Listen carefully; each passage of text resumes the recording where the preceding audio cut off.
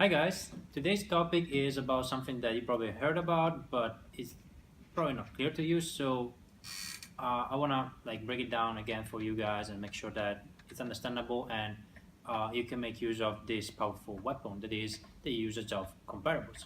So what are comparables? Comparables are companies that are similar to yours under different perspectives, as I'm gonna explain later on during the video. But first of all, let me tell you why you use comparables in the first place. You know, what is the principle behind that, right? Especially when it comes to the to valuation theory. So today, first of all, today I want to focus more on the aspect of comparables in setting your own milestones and your own expectations and assumptions in doing your financial projections. In valuation theory, or when you do valuation like in a traditional way, comparables are referred to as those companies, those transactions or companies or deals that are similar in size, similar for type of company, industry, etc., etc. So you use the multiples, you can use the valuation of those deals as a benchmark, right? Truth is that the problem with those comparables in valuation theory or the same valuation practices is that they refer to deals maybe that happened, a few years ago, and the market conditions, as we know, change quite rapidly in nowadays economy. So, in some cases, can even be questionable just because of the time difference, if that is still comparable or not. But anyway, let's not talk about that today. Let's focus on, the comparables for your own setting of milestones and projections. So, why do you use comparable companies? It's quite simple. Valuation and any financial plan and any plan in general, business planning is all about making an educated guess about the future, right? And by educated, that means that you decide a set of assumptions that is the most reasonable based on the information you have today to predict the future. Nobody can predict with 100% accuracy rate the future, but hey, you can try to get as close as possible based on the amount of information you have. So the usage of comparable is just a part of collecting and gathering that kind of information that helps you with that, right? Why is it particularly important with startup companies? Because startup companies usually have little to no history. So history cannot, let's say the track record of the company cannot be a reliable source of information. If you have a company that has been existing for a longer period, one of the ways to predict the future with a level of certainty is using the past performance, right? But again, this is subject to the fact that the company has been stable over the past years and that stability is assumed to continue. So again, the lack of track record is not a deal breaker, not at all. Actually, if you ask me, too much of the financial knowledge and say the financial modeling out there at any level, even the stock market, is based on the history. And as we saw, like just short of 10 years ago, history can sometimes, be much different from what is ahead of us. So yeah, again, that's an educated guess. So you use the history as a way to somehow predict the future, but there are other ways to do that, right? So do not take the lack of track record as something, a critical lack, because there are other ways to compensate that.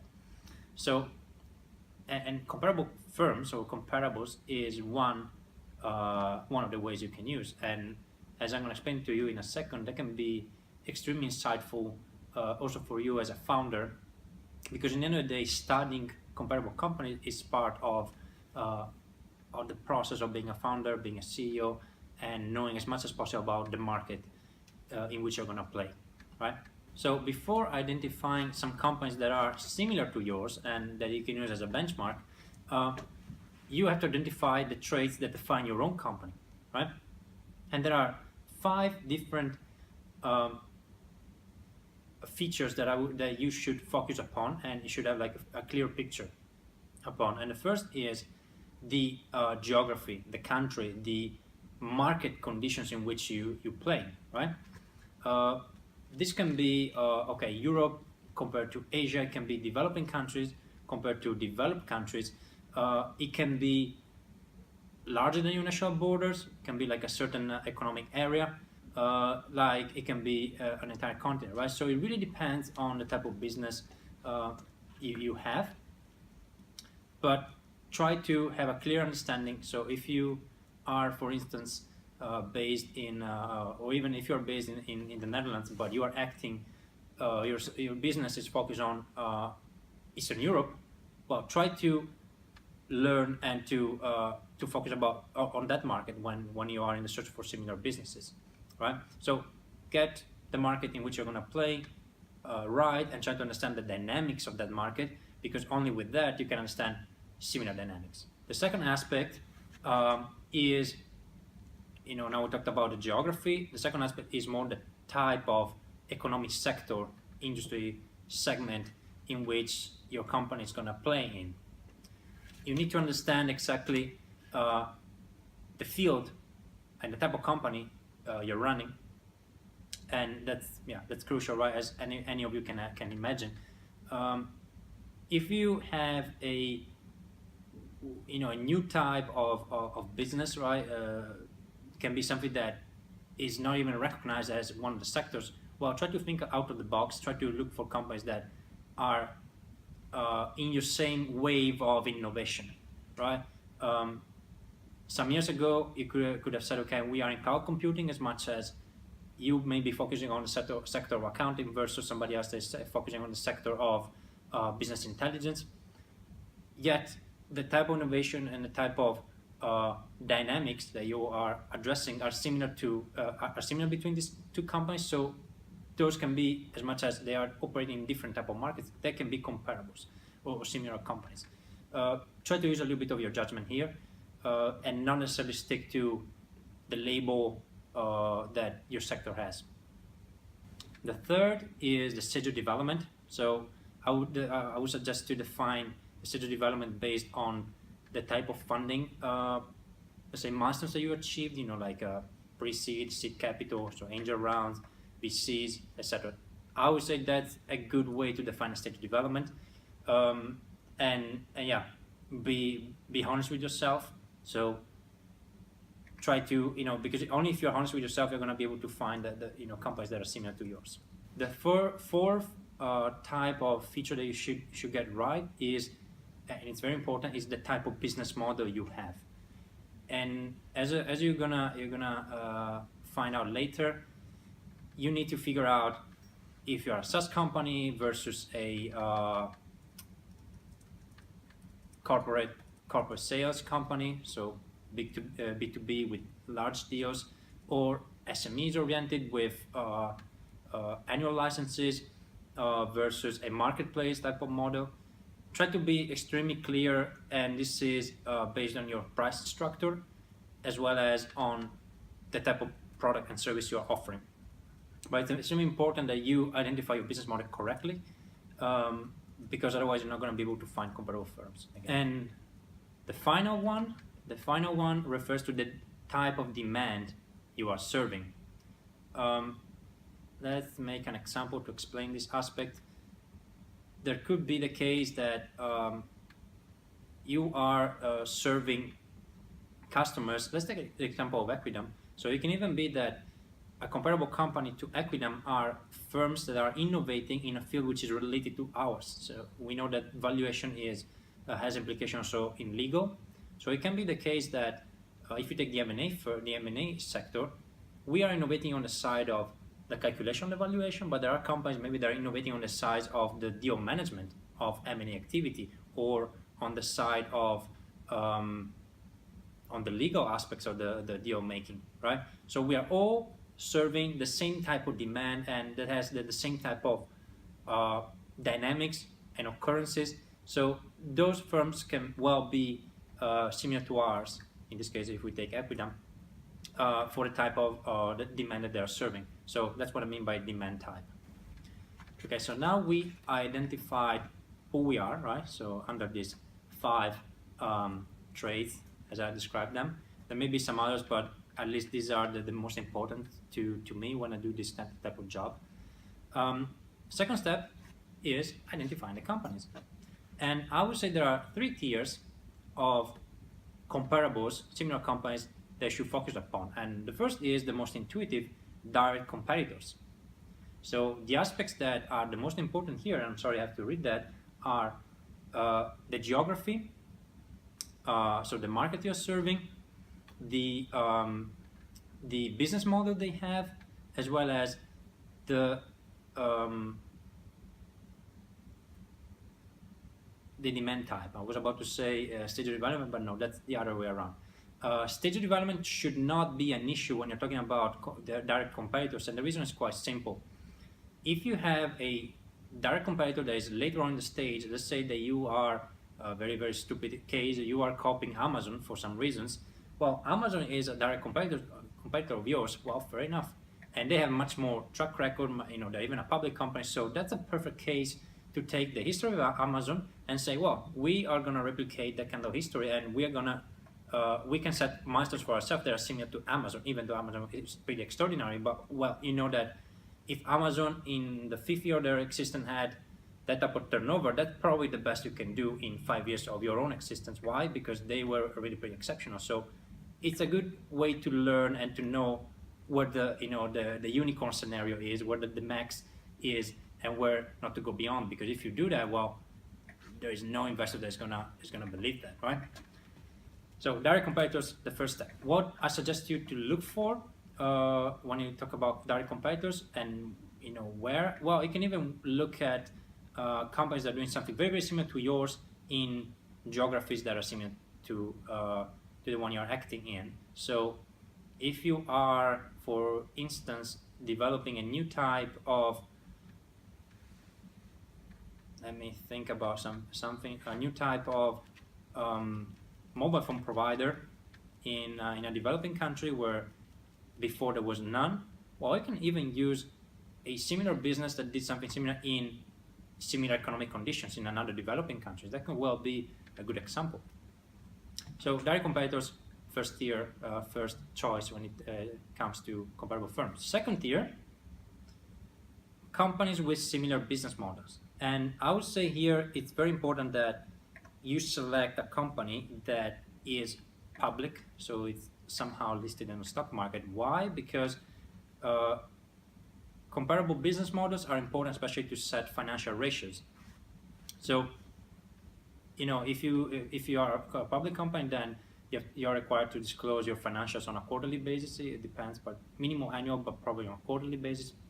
And this is the type of intelligence that you can use to see where your company can, what is the average that your company is gonna kind of revert toward when it reaches maturity, right? If you're in a SaaS business, for instance, that is serving SMEs and is serving a type of cloud technology that has a mid-tier price, so it's not like the 10 euro per month, and it's not like the 100,000 euro per year. You have something in between. Well, you can use HubSpot, for instance. That's one of the examples I usually take. Because HubSpot is purely a SaaS company with recurring revenues, and they have been public already from 2012, I think. So there is lots of information you can use also about like the recent years to see what are the financial ratios in terms of revenues growth, in terms of recurring versus non-recurring revenues, in terms of extra costs, extra services next to the recurring revenues, cost for acquisition, cost for retention, etc., etc., etc. Right? So you can just take that and use it as a benchmark for yourself. Right? The third and probably lower quality kind of tier are companies at your same stage of development. It's important that they are in your same geography. Why? Because you are probably gonna, or in the geography of your potential investors.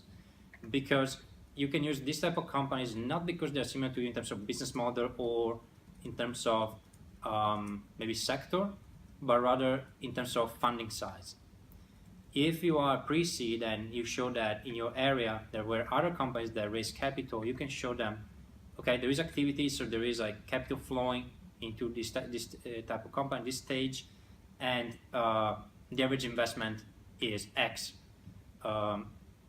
So it can be like a good way to convince investors that they're not totally out of the market conditions by investing as early as you are, for instance. There are other situations, but I would say, this is mainly to show investors that what's reasonable out there for the stage of development that you are at. Okay, so now we reviewed, we discussed the three quality tiers of companies. So again, direct competitors, comparable business models, and comparable stage of development. The next step is what to look for, right? What do I look for? I look for data. I look for numbers. I wanna see financial ratios. I wanna see milestones in terms of, it can be users, can be revenues, can be product shipped, can be transaction value, numbers that you can use to set your own milestones. For funding information is quite public, and it's available out there in the sources that we'll mention in a second.